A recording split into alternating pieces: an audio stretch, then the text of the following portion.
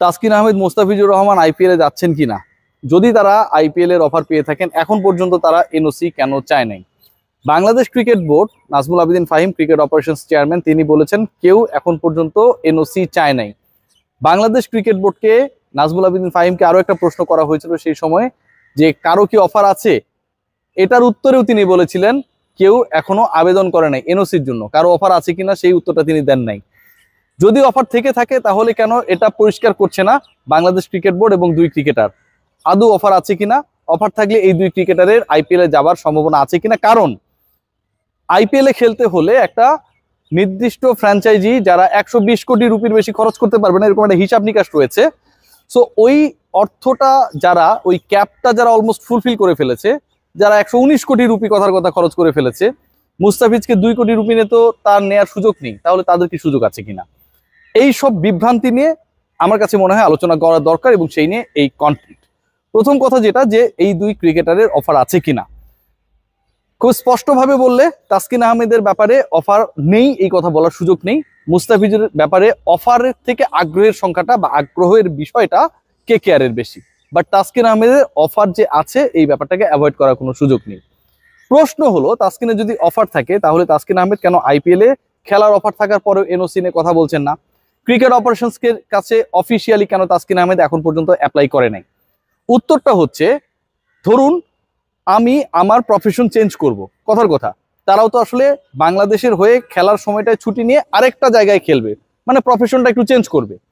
তাহলে নতুন জায়গায় আমি যখন যুক্ত হব, সেই জায়গার 100% গ্যারান্টি না পাওয়া পর্যন্ত, অফার লেটার না পাওয়া পর্যন্ত আমি কি আমার এক্সিস্টিং কর্মক্ষেত্রের থেকে ছুটি বা ইস্তফা দিতে পারবো?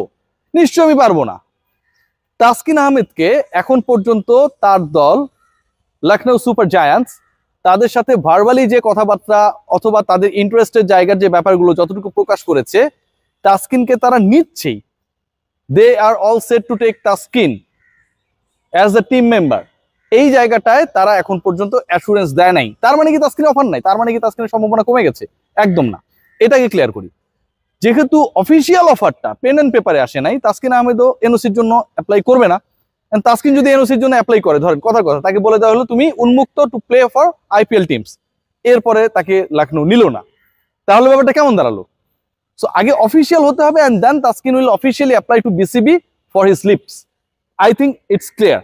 এখন কথা হচ্ছে, যেই দলটা তাকে নিয়ে আগ্রহী, সেই পার্টিকুলার দল কেন তাসকিনকে নেয়ার ক্ষেত্রে আগ্রহী হবার পরেও সেই অফিসিয়াল অফারটা করছে না?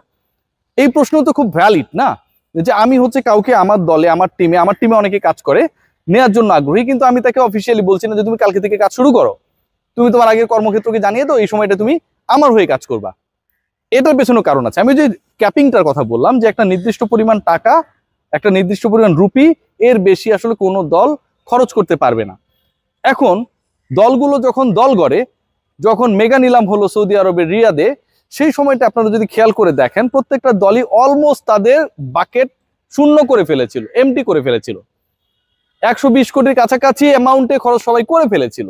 ওটাকে তো এক্সিড আপনি করতে পারবেন না। এটা তো আর বিপিএল না, যেখানে হচ্ছে আপনি যত খুশি টাকা যেভাবে খুশি খরচ করেন, আর খরচ করার পর টাকা যদি নাও দেন কোনো সমস্যা নেই, শহীদ আফ্রিদি কান্নাকাটি করুক আর না করুক, এটা বাংলাদেশে কোনো কিছু আসে যায় না।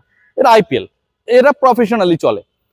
সো তাহলে তাসকিনকে তারা নিবে কিভাবে, বা মুস্তাফিজকে কেকেআর নিবে কিভাবে? তাদের তো টাকা নাই।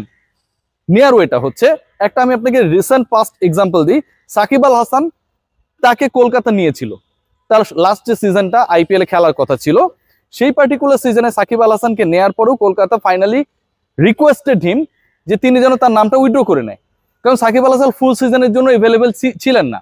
যেহেতু সাকিব আল হাসান ফুল সিজনের জন্য এভেলেবেল ছিলেন না, এবং কলকাতা সাকিব যদি তাকে উইথড্র করে নেয়, তার পেছনে যে অর্থটা ব্যয় করেছিল বা ব্যয় করবে, ধরেন সেটা 2 কোটি রুপি, সেটা তো ব্ল্যাঙ্ক হয়ে গেল। সেই টাকাটা তাদের কাছে ব্যাক আসলো, তাদের ওই সেলিং থেকে 2 কোটি মাইনাস হলো। তার মানে 2 কোটিতে তারা কাউকে না কাউকে নিতে পারবে। লখনৌ এন্ড কলকাতা তারাও ওই একই প্রসেসে রয়েছে। তাদের যে তারা দলভুক্ত করেছে, সাকিব আল হাসানের কিন্তু কোনো ইনজুরি কনসার্ন ছিল না। সাকিব আল হাসান ওয়াজ ওকে। সাকিব আল হাসান কতটুকু সময় খেলবেন সেটা কিন্তু আইপিএল নিলামের আগেই সাকিব আল হাসান জানিয়ে দিয়েছিলেন। তারপরে তাকে রিকোয়েস্ট করেছে, সাকিব ভাই তোর এবার খেলার দরকার নেই, আমরা অন্য কাউকে নিতে চাই। অন্য ফ্র্যাঞ্চাইজিগুলো যারা মুস্তাফিজ এবং তাসকিনের ব্যাপারে আগ্রহী, তাদেরকেও তাদের পেমেন্টের টাকাটা, পারিশ্রমিকের টাকাটা, তাদেরকে যত টাকায় নিবে, এই জায়গাটা আগে ব্ল্যাঙ্ক করতে হবে। এটার জন্য তাদের কাউকে না কাউকে বসাতে হবে, কারো না কারো ইনজুরি হতে হবে অথবা রিকোয়েস্ট করতে হবে যে তুমি এই সিজনটা উইথড্র করে নাও, দেন তারা ওই স্পেসটা পাবে। যখন তারা সেই স্পেস পাবে যে তাসকিনকে আমি এই টাকায় নিতে পারবো, তখনই তারা তাসকিনকে বলবে যে Taskin now you can apply to your board for the leaves. So it is the issue. Nazmul Abedin ফাহিমকে দুইবার প্রশ্ন করা হয়েছে। একবার প্রশ্ন করা হয়েছিল যে কেউ কি এনওসি চেয়েছে, ফাহিম স্যার বলেছে যে না। এরপরে বলেছিল কারো কি অফার আছে, তারপরেও ফাহিম স্যার বলেছিল কেউ এনওসি চায় নাই, বলেনি যে অফার নাই। অফার থাকা আর এনওসি চাওয়া দুটো ভিন্ন জিনিস। অফিসিয়াল না হলে কোনো ক্রিকেটার কখনোই বাংলাদেশ ক্রিকেট বোর্ডের কাছে আগে আগে এনওসি চাবে না। নদী দেখেননি, সুইমিং পুল দেখেননি, আপনি আপনার ট্রাউজার খুলে ফেলেছেন, এটা কি হয় ভাই? ইজ্জত থাকবে না তো?